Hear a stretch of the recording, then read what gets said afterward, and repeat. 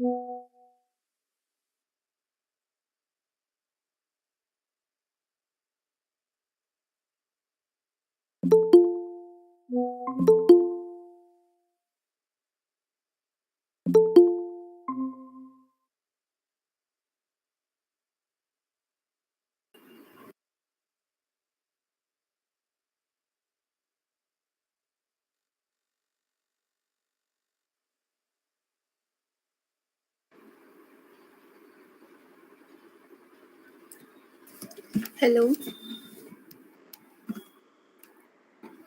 मेरी वॉइस आ रही है? एक बार बता दो।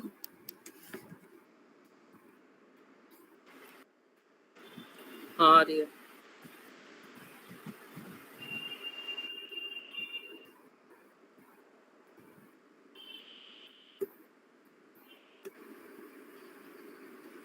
कितने पे स्टार्ट करना है? हेलो, मेरी वॉइस आ रही है? एक बार बता दो।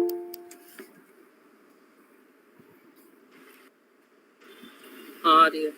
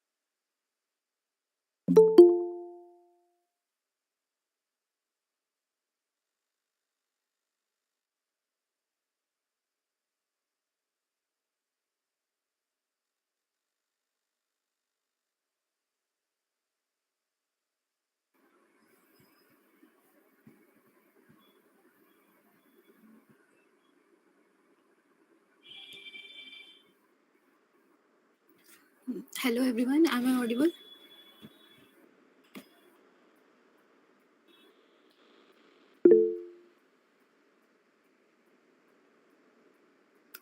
Okay, so myself Ritu Gujela and I welcome you all to the Machine Learning Bootcamp or campaign day 1 with me and Narman as your mentor. So first we introduce you to the machine learning. So if you engage in a conversation about the technology trends with a founder or business executive or software engineer, you will probably find them talking about AI and machine learning, and they will probably tell you that how these transformational technologies have the power to transform any business. And machine learning is gaining such momentum that the total funding allocated to ML worldwide during the first quarter of 2019 was $28.5 billion. So you can see the craze and the hype of machine learning nowadays. And due to this mind boggling statistics in mind, businesses are more focused to put AI and deeper into the concept they will of probably tell ML. So, what is machine learning? So, let's start with the basics. In essence, machine learning is basically a subset of artificial intelligence that trains a machine how to learn, and it refers to the development of computer systems that can learn and adapt without following explicit instructions, using algorithms and statistical models to analyze and draw inferences from patterns in data. So basically we have a data, and on the basis of analyzing it and deriving some data insights from it, we get we train the model so that it can perform complex tasks without minimal human involvement, and it is basically to automate some tasks which the humans find complex or these are time consuming.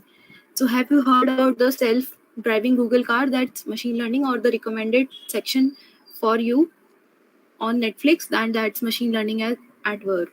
So more and more companies are adopting the technology with the speed of light, and machine learning algorithms use historical data as input to predict new output values, and useful data insights can be derived from raw data. Predictions can be made using ML tools and algorithms, and many apps direct you towards recommendations which is based on machine learning and AI. So real life applications of ML is the image recognition. So image recognition, as you can see, we can label an X-ray as cancerous or not. In deep learning, it is widely used. We have a data set of thousands of images. On the basis of it, we train a model, deep learning, using deep learning. And image recognition is also used in criminal cases, like to detect face recognition of a criminal. So, and you can recognize handwriting by segmenting a single letter into smaller images, and it is widely used for facial recognition within an image. Using the database of people, the system can identify commonalities and match them to faces. So it is used in law enforcement or criminal cases. Then second is predictive analytics. So customer service is critical for success of any business. And why? Because it is an essential ingredient for retaining customers and increasing profits. So predictive analytics is basically the companies using the data set for to predict sales, like to in which region sales are more, and they need to um, increase their sales in that particular region, and what the things that are lacking, due to which it is uh, not there are not much sales in some reason as compared to the others. And it is also used for for predicting churn prediction, basically the customer retention, like the Netflix. You can see the example, and it's applicable from product development to real estate pricing.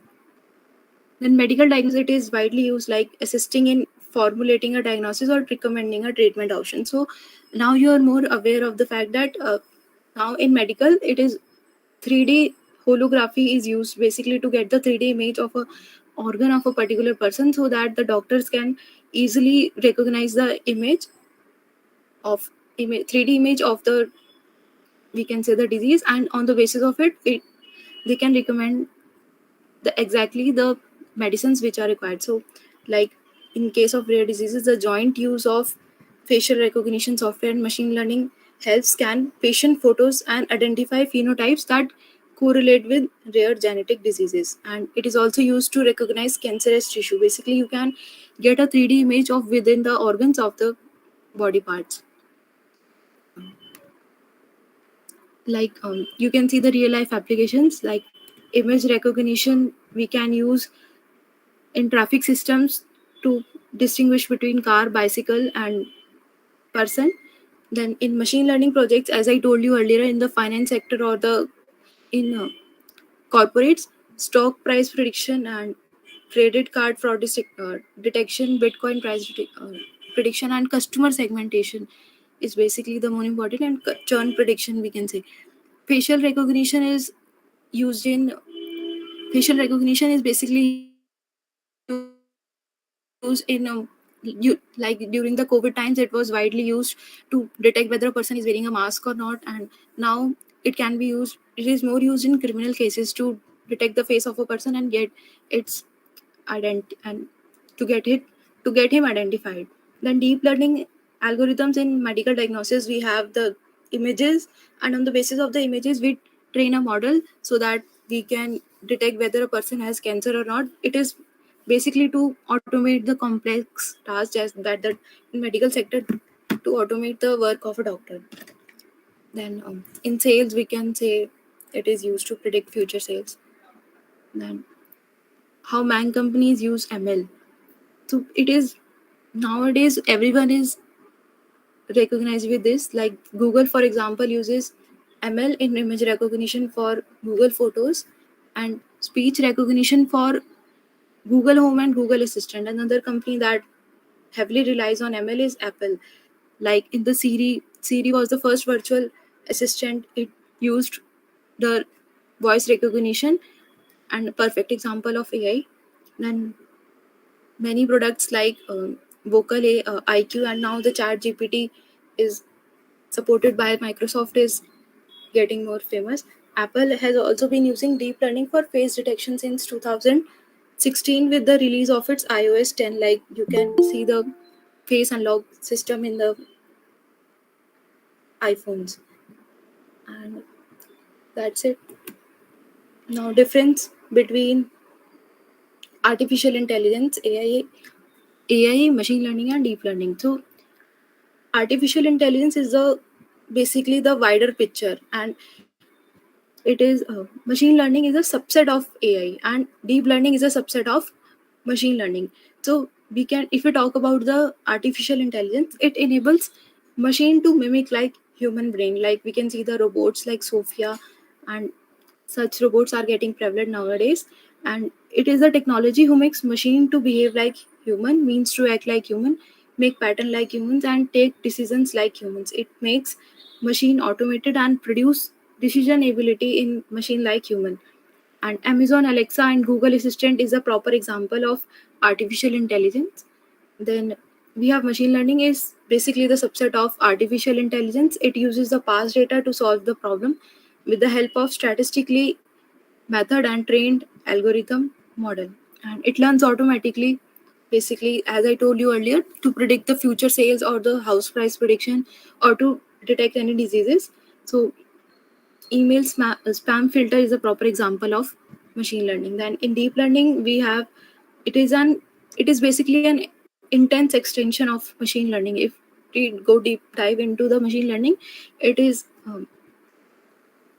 deep learning. So deep learning is basically a subset of machine learning, and it is used to detect many like in facial recognition, and to detect the cancer cells or not. And it is a like facial recognition, number plate detection is a proper example of deep learning. And artificial intelligence is a concept of creating intelligence machines that stimulates human behavior, whereas machine learning is a subset of AI that allows machine to learn from data without being programmed. So AI is basically a machine that is being programmed to behave like a, to mimic like a human brain, while machine learning is basically learns from the data without being programmed. In types of machine learning, there are three types: supervised, unsupervised, and reinforcement. If we talk about the supervised machine learning, it is based on supervision.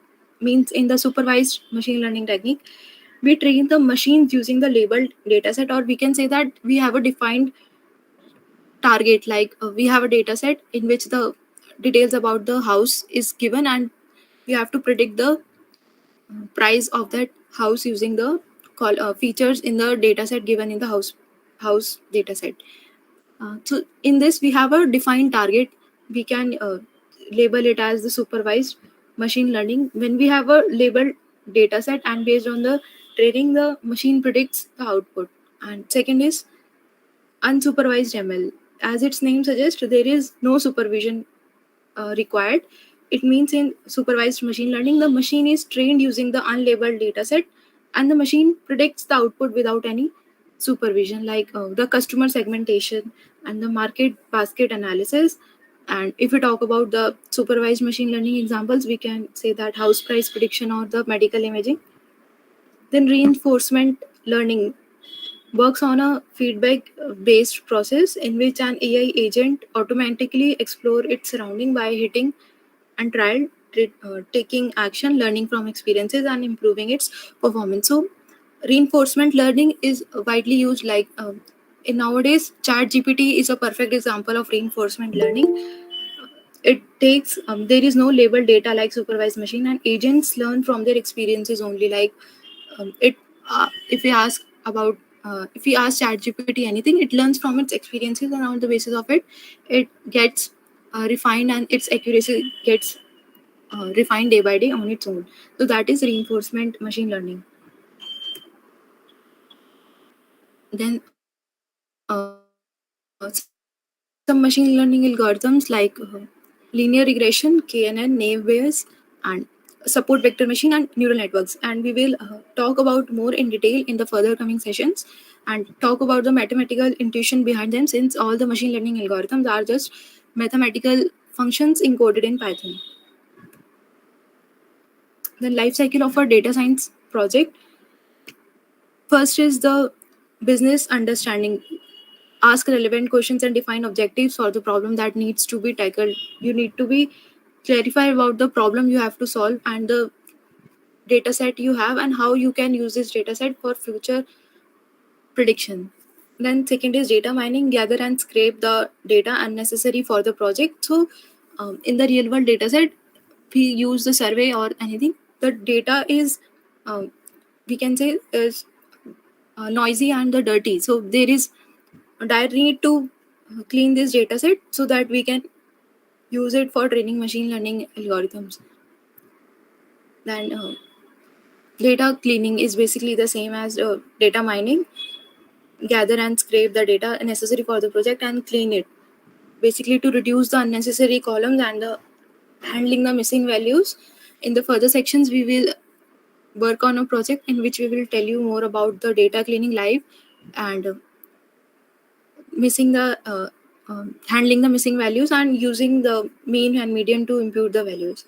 And data exploration is basically a defined problem by visually analyzing the data. We use the seaborn and matplotlib to visualize the data.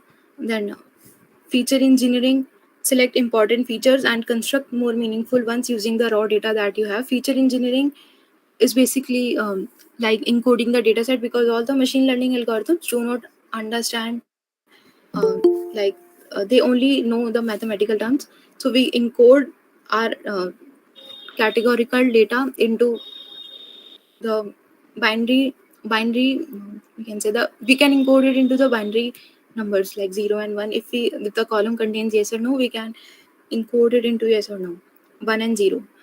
Then predictive modeling, train machine learning models, evaluate their performance and use them to make predictions. Basically the machine learning algorithms we use to make the predictions. And then data visualization is just like using the matplotlib and c1 library to get the valuable data insights after the data cleaning.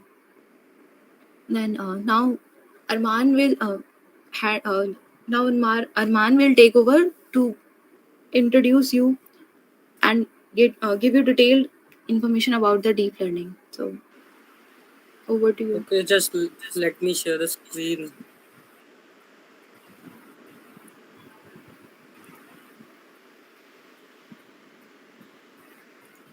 So let's starting with the deep learning. Deep learning is a subset of machine learning, which is essentially a neural network with 3 or more layers. So in deep learning, there are different types of neural network, whether it is a recurrent neural network, convolution neural network, or there are LSTMs, and there are large language models which are currently used for chatbots like ChatGPT, and there are now a boom in a technology with the eruption of a paper called "Attention is all you need" that has been released in 2017. So deep learning generally involves the use of neural networks, and there are many different types where, like I have said, convolutional neural network, it is used for image processing. Recurrent neural network and LSTM are used where there is a stream of data and we need a previous recollection of that, and there is multi-layer perceptrons which we'll be currently learning in few sessions ahead. So before going directly into neural networks, we'll first learn about linear regression. So it is a basic ML model and is used for regression problem. In ML, there are generally two types of problems that we come across. First is a regression model where we where we will calculate non-discrete and continuous values, and it is used in problems such as house prediction model, where we'll calculate the price of a house based on features such as number of bedrooms, the locality, the location. And second is a classification problem where we'll need to classify into different classes the data set which we are given. Example, if we are given an image and we need to classify whether it is a cat or a dog. So going back to linear regression, it is a supervised machine learning model which tries to best fit the linear expression on the training data set to best Hello, predict. Yes. Arman, your screen is not shared. Oh, okay. Wait a minute.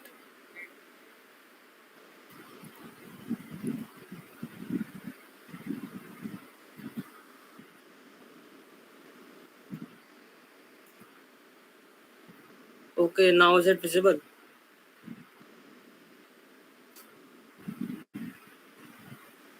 Yes, it's visible. Okay, so I'll start with linear regression again. So it is a basic model which is used for regression tasks. There are, in ML there are generally two types of classification technique. There are generally two types of problems. First one is a regression problem, which is used when we want to predict non-discrete or continuous values, such as a model which will predict the price of a house based on features such as number of bedrooms or the or features like the locality, the crime rate of that area, etc. And the second one is a classification problem where we need to classify our data points. And the example would be the model that would predict whether a given image is of a cat or a dog. So going back to this, linear regression is a supervised machine learning model. That is, we'll have a labeled data, we'll know what our output would look like, and it will try to produce a line which would best fit or represent our data points in an n-dimensional space. So going ahead, it will produce an expression which will be similar to that of a straight line in a two-dimensional space, that is y is equal to mx plus c, but the only difference here would be that instead of two dimensions it will be n plus 1, where n would be the number of features that we are using. So taking the case of that example where we predicted the price of a house, the let's say the features like the number of bedrooms, the number of fans, or the location are the three factors, then the equation would be m1 f1 plus m2 f2 plus m3 f3 plus c, where c will be the bias and it will be acting as an offset that will change the location of a line in an n-dimensional space. And these weights m1, m2, and 3 are the weights that would be represent how weightage would be given to these features. So this equation, if it is visible, this is the equation of that linear regression, and it is also called as the hypothesis. This is a bias, and x naught will be generally 0 or a constant value in all the cases. So before testing our model, we'll initialize these weights by a random value, and while training, we'll update these weights based on some based on some features, and we'll make a line that would best represent our data. So while training, we'll use a function called the cost function. It will define how bad our predictions are and how far away the true predictions are from our the true values are from our predicted values.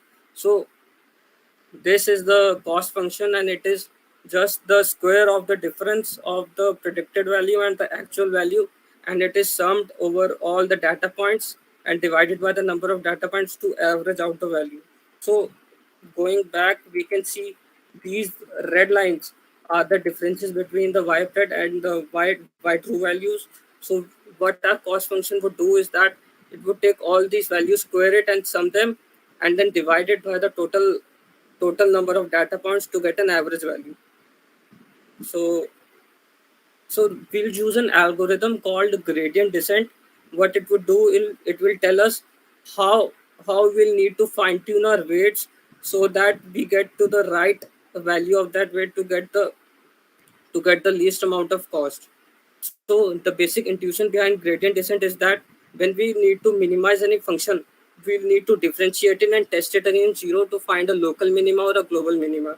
So when we'll differentiate this cost function with respect to the weights, we'll get a slope, and by seeing the value of that slope, we can determine whether we want to increase the value or decrease the value. So taking a graphical representation, here is a graph where on x-axis we have a weight, on y-axis we have cost function. So we can see by plotting across various weights, we get a curve, and it is a hyperbolic curve. And when we differentiate it, we'll get a slope. If the value of the slope is positive, then we'll know that we are on the right side of the local minima. So we'll need to decrease the value of that particular weight. And similarly, if we are on the left side, when we have the differentiated value as negative, then we'll have a negative slope, and we'll need to increase the value of the weight to get closer to the least amount of weight at the local minima or the global minima.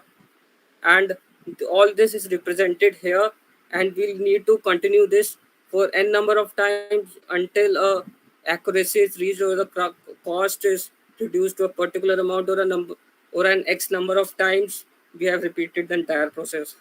Here, this alpha parameter is called learning rate, and it determines how long a step would be when we need to move towards a local minima of that particular weight. If it is very small, then it would take a lot of time to reach the local minima and it would be very inefficient. Similarly, if it is very large, then it will also never reach the global minima and it will bounce back and forth across there. So there is only a sweet spot in between where we need to keep this linear regression. All this will be helpful in the upcoming sessions when we'll have an hands-on experience with this. So just keep in mind this.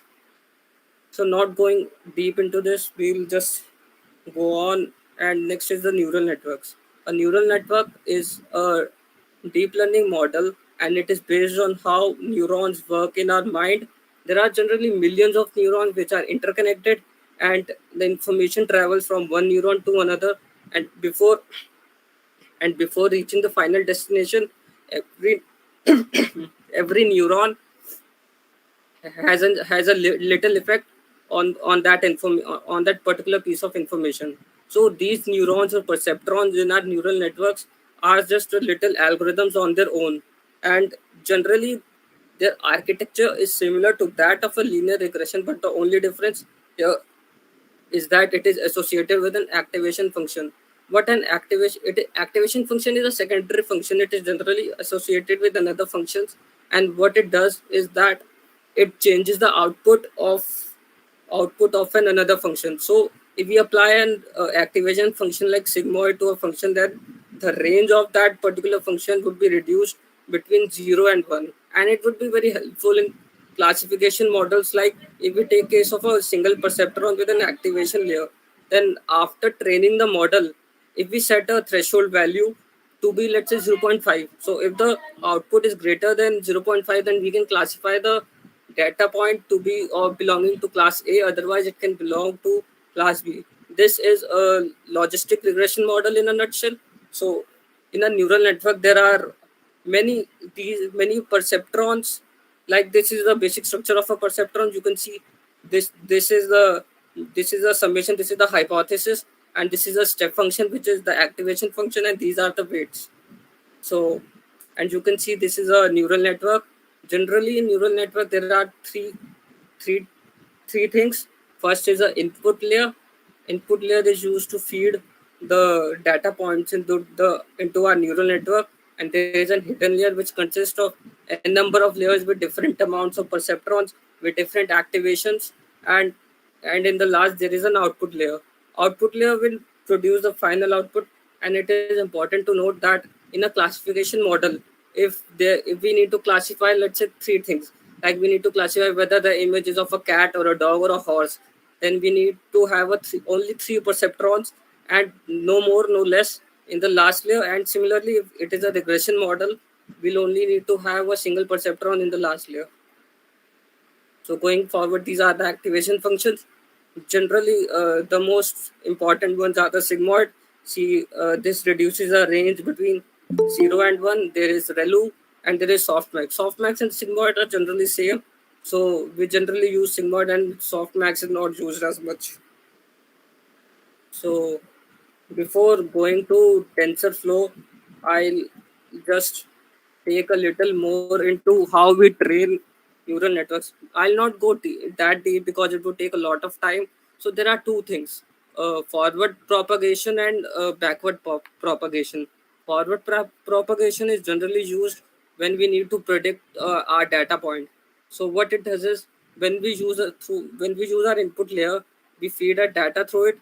Then it goes through the first perceptrons in the first layer, then perceptrons in the second, and then through the last layer, and then from the output layer we get our output. So since the flow of information is from left hand side to the right hand side, that is, we are moving in a forward direction. That is why it is called forward propagation. And in backward propagation, we use it when we are training the model.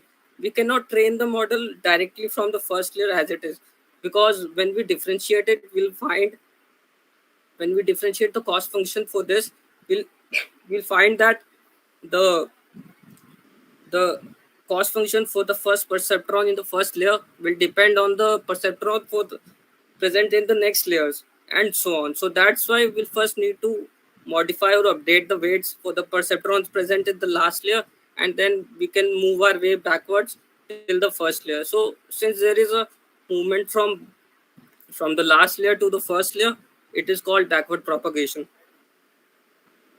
So we'll end our uh, for neural networks here.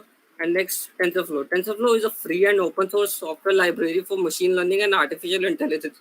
It is developed by Google Brain, and it is it is developed by Google Brain, and it is used for tasks, neural network tasks, and are used for image classification like CNN, RNN, and it. And one thing to note here is that today we have TensorFlow versions 2.12. So some people might get confused is that before these versions, we had architecture such that while writing code, we the framework produced a graph sort of an expression tree where all the tensors were placed in the leaf nodes and all the operations were in the parent nodes. So we need to then we need to create a session where we need to run that algorithm.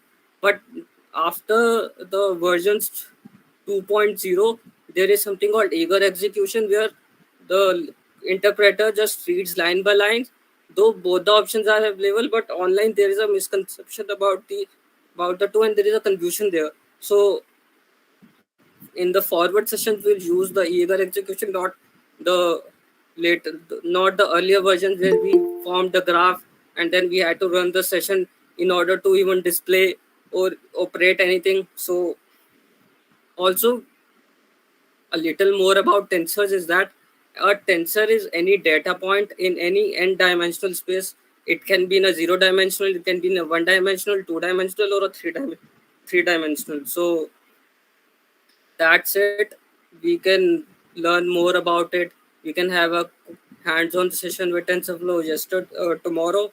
So okay, if anybody has any questions, they can send. They can just say or they can write in the chat box.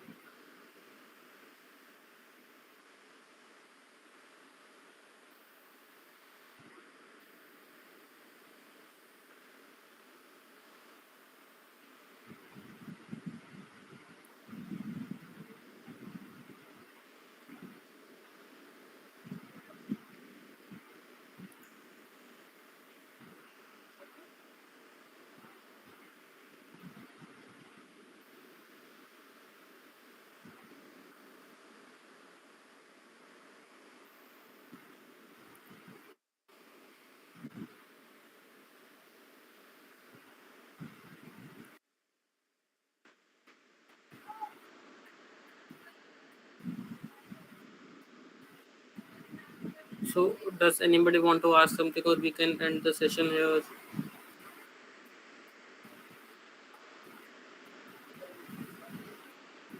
Tomorrow we'll learn about NumPy, pandas, some data cleaning, and we also look into TensorFlow.